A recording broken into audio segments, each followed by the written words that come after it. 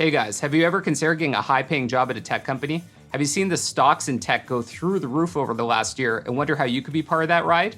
Well, I'm a senior director at a tech company in Silicon Valley. I'm going to tell you different types of compensation you get in tech, why you can make so much, and what's the difference between joining a small startup versus a big company like Google or Netflix. I'm Colin Late, and let's get into it. First, I'm going to go over the types of compensation in tech and why some people can actually become millionaires pretty early in their careers. Second, I'm going to talk about how your pay differs over the course of your career in different tech companies.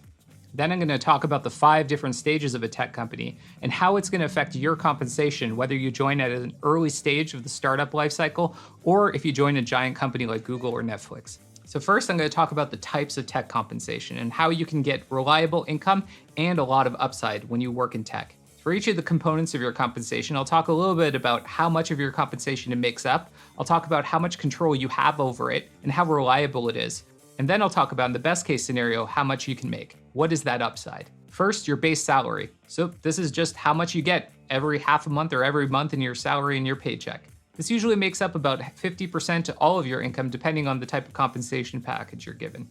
This type of compensation is guaranteed as long as you're doing your job, but there's no upside. Next is your performance bonus. I've separated this out from sales commission bonus, which I'll talk about later. This is a nice little addition to your base salary and can be usually between 5 to 20% of your salary, although it can be much more in certain roles. This one's the most under control. It's based on your personal performance as seen by your manager and usually has a component of how well the company did that year. Is it making its targets on revenue or user growth? Those things will amplify how much you get in terms of your bonus, and it's usually a multiplier on your salary. For example, 15% of your salary if you get a 3 out of 5 on your performance review. The upside here is under your control, but it's a medium upside. You're not going to make millions of dollars probably from your bonus. The next type of compensation is the most mysterious and has the most upside, and that's your equity compensation. This is like getting a form of ownership of the company. It might be in the form of publicly traded stocks in Google or Netflix if you work there, or if you're in a private company in startups, you're going to get an option to buy stocks at a future date. You're going to be able to buy those stocks at a much lower price than the rest of the market, which means that you get the value of that difference between how much you're able to buy it for and how much the stock price is at either an acquisition or when the company goes public. So this compensation can be between 10%, 50% of your compensation. It could be much more, or in many cases, if you joined a startup early on, it could be worth $0. The way I like to look at this is if the company has not gone public yet, and it's maybe a few years out at least from going public, or especially if it's an early stage startup, you've essentially got a lottery ticket. If you're in an early stage startup, that lottery ticket has a pretty good chance of going to zero. If you're in a later stage startup, like for example, Airbnb or Uber a year or two before they went public, then you have a pretty good chance of getting a good return on that lottery ticket. But if you join the company at that time, you're going to make less equity, so your upside is a bit limited. If you join a public company, you get a much more certain amount of stock in the company, and the only variance is based on how much that stock goes up or down in that given year that you've been compensated. The upside here is really unlimited. There are people who are working only a year and a half at DoorDash before it went public who made $1 million in stock. And there were people who started 10 years before who left the company, didn't exercise their options, and unfortunately made $0. There's a wide variety of chances here. You don't have all the control in the world over this type of compensation because it's the company's performance, but there's a lot of upside here. The final type of compensation is really a part of your bonus structure, but it's sales commissions. So if you're in a seller job, you get a percentage of the revenue you bring in annual contract value to the company. So if you make $1 million sale and let's say you have 15% commission, you get $150,000 in your paycheck based on that deal. Now this is the type of compensation where you have the most control over it yourself, but there is a little bit of luck and timing involved in closing big deals. The upside here is really high and under your control. A lot of people take jobs outside of tech in sales and real estate, for example, that work in a very similar way where you get paid on the commissions that you earn. In sales in a tech job, though, you also get a base salary and some equity in the company. Now let's talk about how your compensation changes over the course of your career. I'm going to use a very specific example of a software engineer at Google. I'm using levels.fyi data here, and they're a great place to find self-reported data. Now you can see at this chart, at the more junior levels of software engineer, most of your salary is being made up of your base salary. When you move to much more senior and advanced positions, and especially leadership positions, a lot of your salary is going to be based actually off of stock compensation, your equity portion. That's because you have an outsized influence on the performance of the company, and so your compensation is going to be tied to that performance. It's a great alignment of goals. If you look at the salary range chart, you can see there's a wide variance in how much you can get paid at each level in your career. Now, keep in mind, it might take 2, 3, 4, even 5 years to move from one level to the next in a company like Google. But within each of these levels, you can make more or less money depending on how well you performed this year, what your previous experience is, how good you are at negotiating, and how good your team is doing in the company. You can see at the top levels, those are where the millions are being made, but there's very few people that actually get to that very top level of engineering at Google. Now let's take a look at how Google's compensation changes over time for different types of roles. Now you can see that most of these roles have the same kind of trajectory as engineering, where you get a lot of base salary early on and then more equity later on.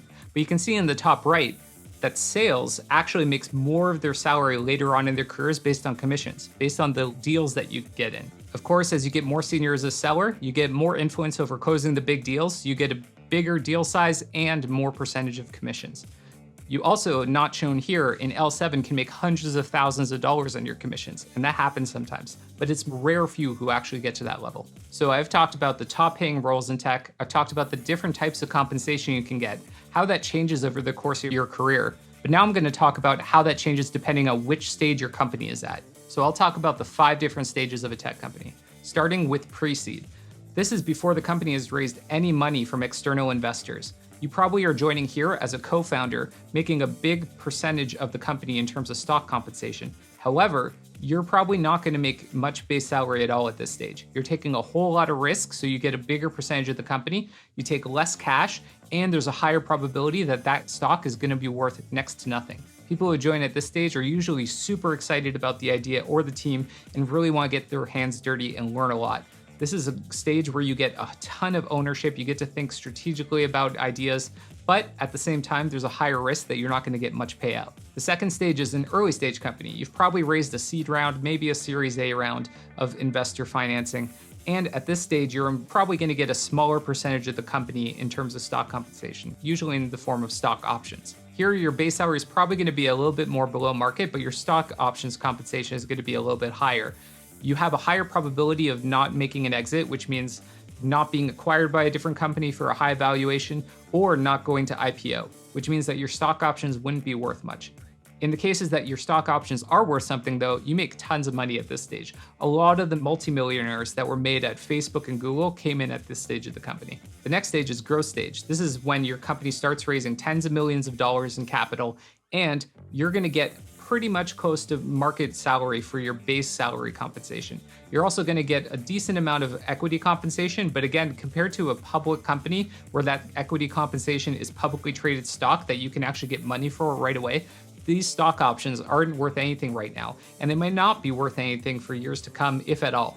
Growth stage companies are usually a really good time to join a company because it's fairly mature, but you still get a lot of autonomy and a lot of room for fast advancement in the company. There's not all of the politics that are involved in getting promotions every year at like a company like Google or Netflix, where your growth is slowed a little bit in terms of career advancement and how much ownership you have. Tons of people become millionaires and multimillionaires at this stage of the company too, if your company becomes a really big unicorn like Airbnb or Uber. The final private stage of a company is the late stage. So some companies by this point have probably either failed or got acquired for a lower valuation, or in some cases, they've just become profitable companies that never want to go public, but they're not going to grow very fast. So your equity compensation is probably not going to be worth much, if anything at all. Now, some companies have been staying in the late stage for much longer, like Airbnb and Uber, who were for years a pretty mature company, but just had not gone public and kept growing their valuation. At these stages, you can still make quite a bit of upside. There are engineers at DoorDash who had only been around for a year and a half before it IPO'd who made $1.1 million in equity compensation. The final stage is, of course, becoming a public company like Google or Uber. These are companies who went through an initial public offering, which means their stock was offered for the first time to the general public. You or I can jump on Robinhood or Fidelity and trade in this stock, and big institutional investors can too. These companies are much more stable, and the equity part of your compensation is now going to be paid out in restricted stock units, which means that you're going to get actual stock in the company each of the years that you work there. You can still make quite a bit of upside at a publicly traded company.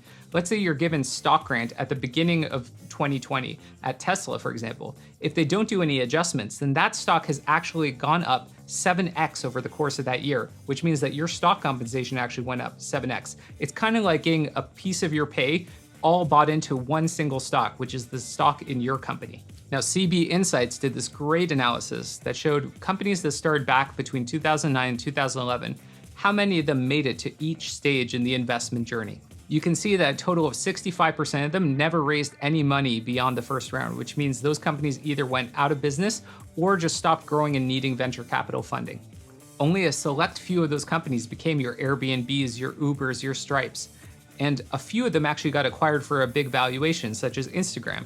Now that we understand how people get paid depending on different types of jobs, how that changes over the course of your career, and how that changes depending on what type of company you join, now it's your turn to choose which character you want to play in the RPG that's your career. So, do you want to be a more creative type, like a product designer? Do you want to be very business savvy? Do you want to be very technical or analytical? There are so many different roles in tech that work for different types of personalities, and you can find the one that's right for you. If you want me to go into more detail, like, subscribe, and make a comment below telling me which ones you want to go into. I would love to make more videos on this subject area. Now make sure you hit the subscribe button because I'm going to be doing some more comparison videos talking about different careers in tech versus doing something like stock investing, real estate investing, or becoming a real estate agent or salesperson in a different type of job. We'll talk about which one might make you the most money fastest and get you to your financial goals. Thanks everyone. Cheers.